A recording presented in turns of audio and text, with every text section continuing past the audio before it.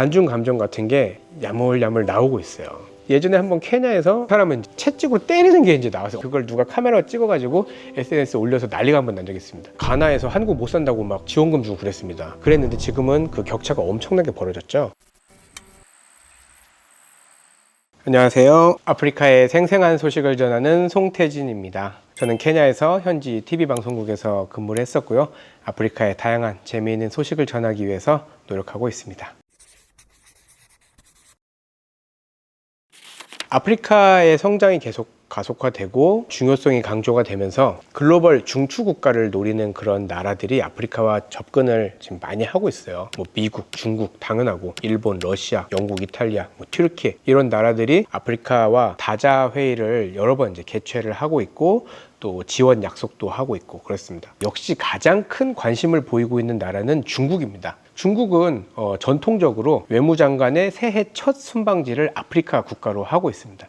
이게 벌써 몇십 년째 이어지고 있는 전통인데요. 아프리카가 그만큼 중국의 가장 중요한 지역이다라는 것을 인식을 시키는 거죠. 그리고 이제 여러분 잘 알고 계시는 대로 1대1로 사업 중국에서 시진핑 정부가 이제 적극적으로 시행하고 있는데 여기에 아프리카의 공을 굉장히 많이 들이고 있습니다. 재미있는 게 이제 과거의 역사를 보면 명나라 때부터 아프리카와 중국에 연결이 돼요. 예전에 명나라 때 정화라는 제독이 있었는데 엄청난 대선단을 이끌고 동남아시아, 인도, 아프리카 거기까지만 이렇게 여러 차례 원정을 갔습니다. 그러면서 케냐나 이제 탄자니아 이런 쪽까지 영향을 미쳤었는데 중국은 그래서 아프리카와 중국은 엄청나게 오랜 옛날부터 친구다 이제 이런 식으로 얘기를 많이 해요. 현대에 와서 중국의 마오쩌둥 때 이제 엄청 큰 일이 있었는데 1971년에 유엔 상임이사국이 대만에서 중국으로 바뀌는 일이 있었습니다. 근데 이때 투표를 할 때 아프리카 국가들이 중국을 몰빵을 해줬습니다. 이걸 보면서 중국이 느낀 거죠. 이야, 국제사회에서 아프리카 국가를 잡아야 되는구나 하면서 형제다, 아프리카는 중국의 형제다라고 하면서 굉장히 많은 지원을 해줬습니다.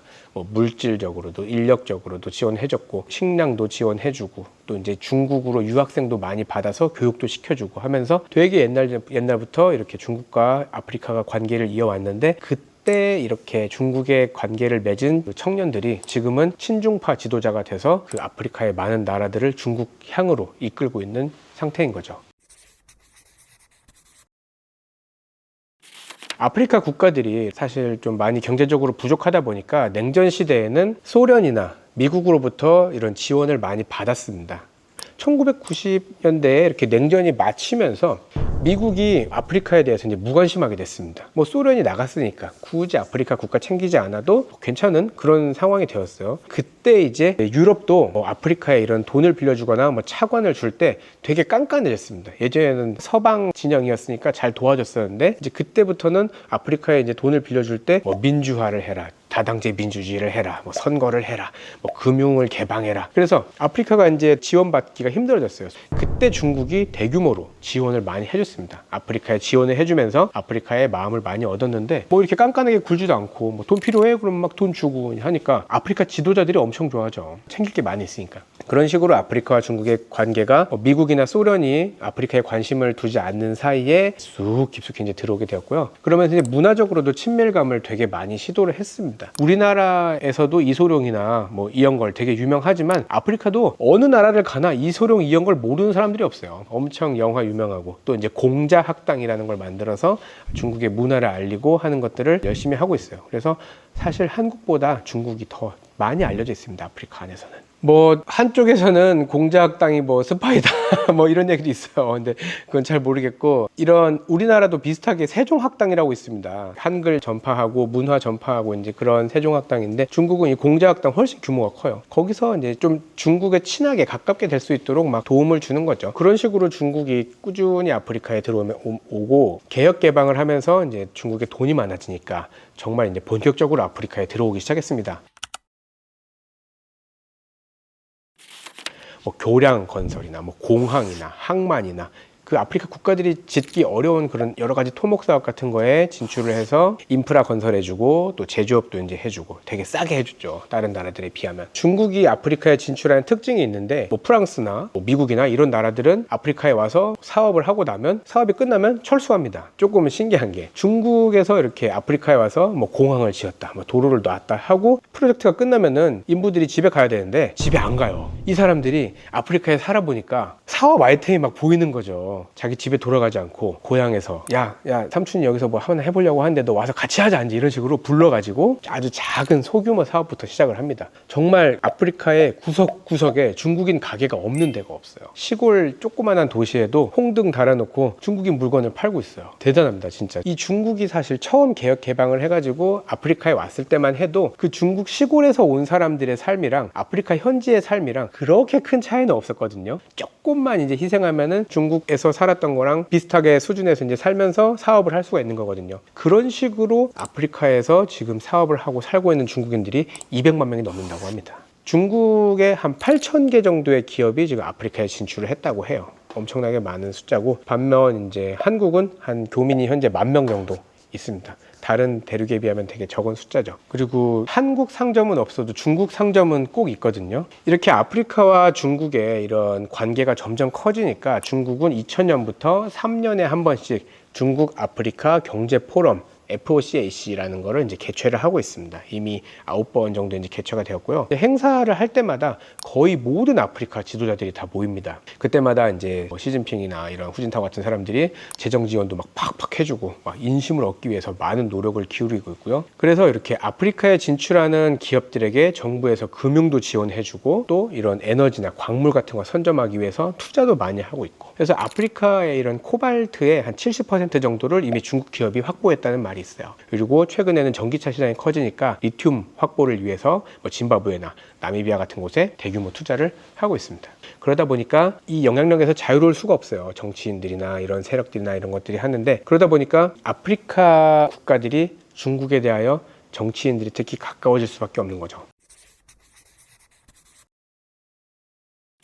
보통 이렇게 아프리카 국가들의 가장 꼭대기, 금융이나 보험 같은 그런 사업에는 유럽인들이 남아 있습니다. 뭐 은행 같은 거, 그런 것들이 이제 유럽인들이 진행을 하고 있고, 그 아래에 뭐 제조업이나 어떤 유통이나 이런 것들은 인도 사람들이나 중동 사람들이 그 일을 하고 있어요, 특이하게. 그리고 그 밑에 약간 돈이 안 되고 생산성 낮은 것들은 현지인들이 하는 그런 식의 경제 구조가 많이 만들어져 있는데, 중국인들은 인도나 중동인들과 현지인들 사이를 들어와 가지고 고부가 가치는 아닌데 어쨌든 현지에서 필요한 일들을 하고 있거든요. 그러다 보니까 현지인들하고 이렇게 부딪히는 일들이 왕왕 있어요. 예를 들면 중국인이 우리 동네에 뭐 슈퍼마켓을 만들었다. 근데 물건도 많고 되게 싸게 잘 팔아. 현지에서 하던 이제 슈퍼마켓이 망하는 거죠. 그러면 이제 화가 나잖아요. 그러면서 직장이 잃고, 그런 식으로 반중 감정이 생길 수도 있고, 또 아프리카 사람들이 막 그렇게 세게 말하지 않아요. 물론 지역마다 다르지만 보통 그렇게 막 직설적으로 말하지 않거든요. 돌려서 말한다거나 이제 부드럽게 웃으면서 말하고 하는데,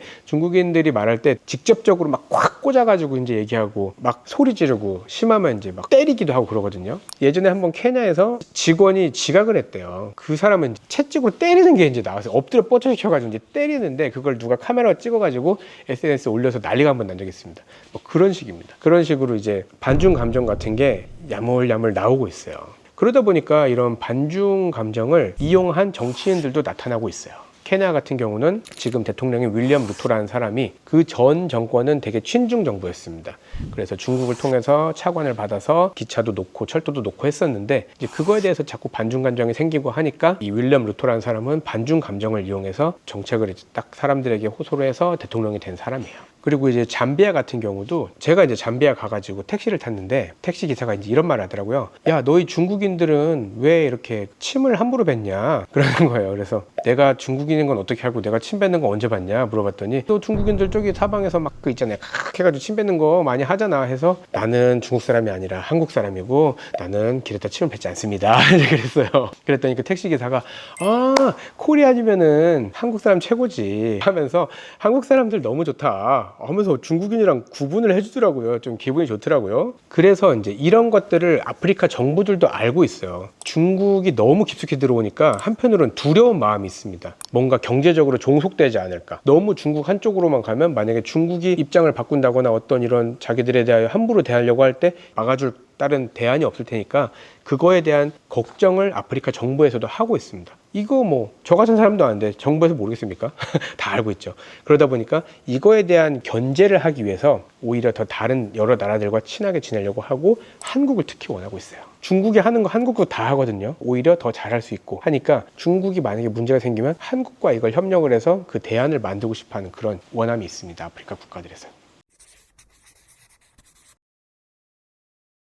이렇게 중국이 이렇게 아프리카에 막 훅 들어오니까 다른 나라들이 사실 좀 당황했어요. 미국이나 서방 국가들이나 인도나 이런 한국까지 이거에 대해서 어떻게 해야 되냐 지금 대응 조치를 강구하고 있는 상황이에요. 중국이 이러다 다 먹겠다 싶으니까. 그래서 새로운 전략적인 접근을 시도를 하고 있는데 미국 같은 경우에는 예전에는 식량 원조나 구호 기금 많이 줬습니다. 미국이 사실 엄청 많이 줍니다. 사실 근데 아프리카에서는 미국 물론 고맙게 생각하고 대단하게 생각하는데 막 무작정 좋아하지는 않아요. 또 옛날에 이분들은 식민 지배를 당했던 경험이 있기 때문에 서구 세계에 대한 무조건적인 순응이나 따라가는 거를 좋아하지 않아요. 제3세계에 대한 로망이 있어요. 어쨌든 돈 주는 사람은 미국이니까 영향력은 크고 조 바이든 미국 대통령이 얼마 전에 이제 미국이 아프리카에 올인했다.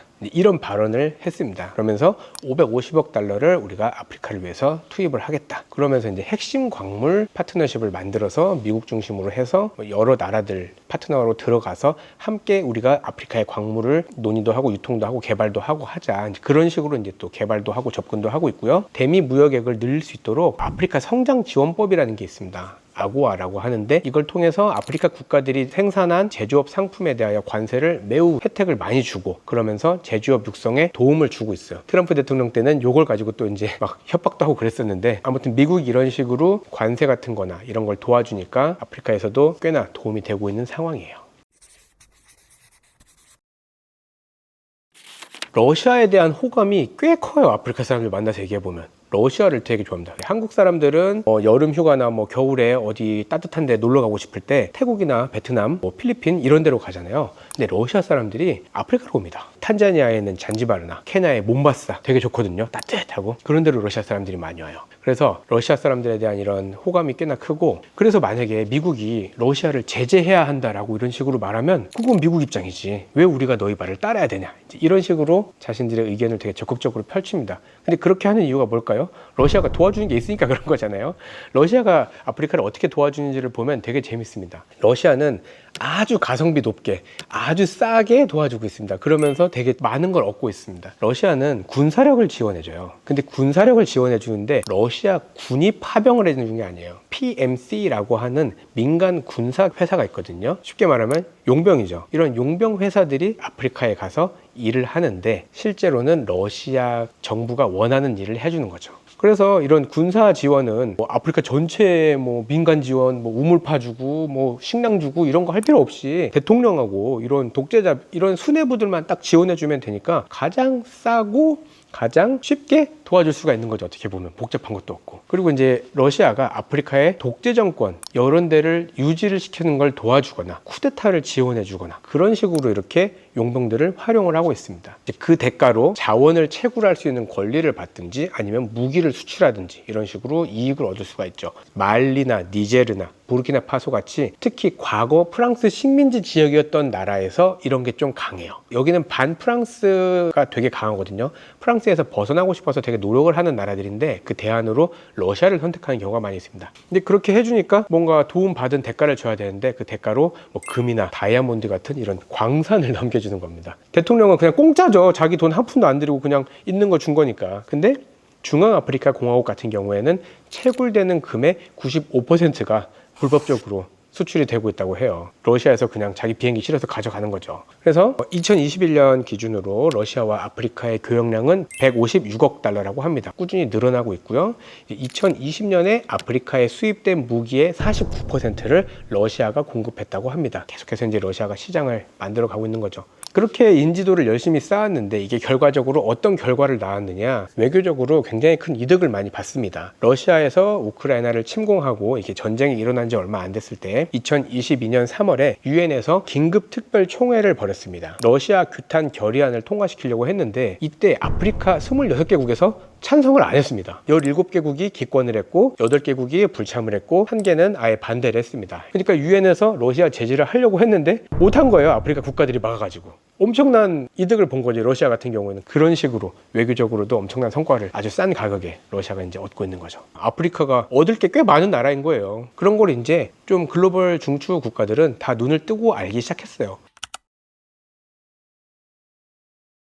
일본도 아프리카와 친해지기 위해서 많은 노력을 하고 있습니다. 2022년 8월에 아프리카 개발 회의라는 티카드라고 하는 거 이제 개최했는데요. 이것도 거의 한 2년, 3년마다 이제 하고 있는 그런 회의입니다. 그래서 그때 이제 일본 총리가 3년 동안 300억 달러 지원해주겠다, 이런 계획도 발표하고 했습니다. 이런 지원액이 일본의 아프리카 핵심 전략 광물을 얻기 위한 이런 지원에 들어가는 비용들입니다. 사우디아라비아 같은 경우에도 요번에 부산 엑스포 유치할 때 250억 달러 아프리카에 투자하겠다. 그때 한국은 100억 달러 투자하겠다고 했죠. 그래서 이제 아프리카에서 사우디 엄청나게 밀어줬고요. 또 이탈리아, 튀르키예, 인도, 등등등등 여러 나라들이 아프리카와 가까워지려고 노력을 하고 있습니다. 이탈리아는 이제 아예 마테이 계획이라고 해서 지중해를 사이로 이제 이탈리아와 북부 아프리카가 딱 접해 있는데 그 지역, 마그레브 지역이라고 하는데 거기에 대한 영향력을 확대하고 또 이제 그 아래에 있는 에티오피아까지 이제 영향력을 확대하고 사하라 이남 아프리카까지 관계를 유지하기 위해서 되게 많은 노력을 하고 있습니다. 이탈리아가 아주 직접적이에요. 바로 옆이기 때문에 그런 것들을 잘 하려고 하고 있고, 프랑스는 좀 많이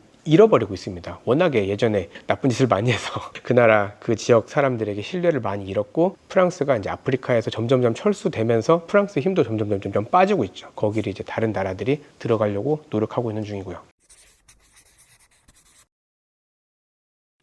그래서 이제 우리가 돌아봐야 될 게, 한국은 어떻게 하고 있냐. 한국은 정말 특이한 나라죠. 옛날에 원조를 받던 엄청 가난한 나라. 1960년대에는 한국이랑 가나랑 국민소득이 비슷했어요. 오히려 그때 가나에서 한국 못 산다고 막 지원금 주고 그랬습니다. 그랬는데 지금은 그 격차가 엄청나게 벌어졌죠. 이런 특별한 나라가 전 세계에 한국밖에 없는 거잖아요. 원조를 받던 나라에서 원조를 주는 나라로 바뀐 곳이 한국밖에 없기 때문에 이제 우리나라는 이런 개발의 경험, 그 경험을 가지고 있는 인적 자원, 그런 분들의 경험을 토대로 아프리카 신흥국의 빈곤태치나 이런 지속적인 경제개발 달성에 큰 비교 우위를 가지고 있습니다. 다른 나라에 비교해서. 그러면서 아프리카 국가들의 이런 도움을 줄 수 있는 나라로 되게 추천을 많이 받고 있어요. 아프리카의 자원을 획득하기 위한 이런 경제를 수탈하려는 그런 관계가 아니라 그들과 함께, 그들의 발전에 함께하고 실질적인 고용을 창출해주고 기술을 이전해주고 이런 쪽으로 지금 초점을 맞춰가지고 협력을 강화하려고 하고 있습니다. 저는 되게 방향을 잘 잡았다고 생각이 됩니다. 우리가 막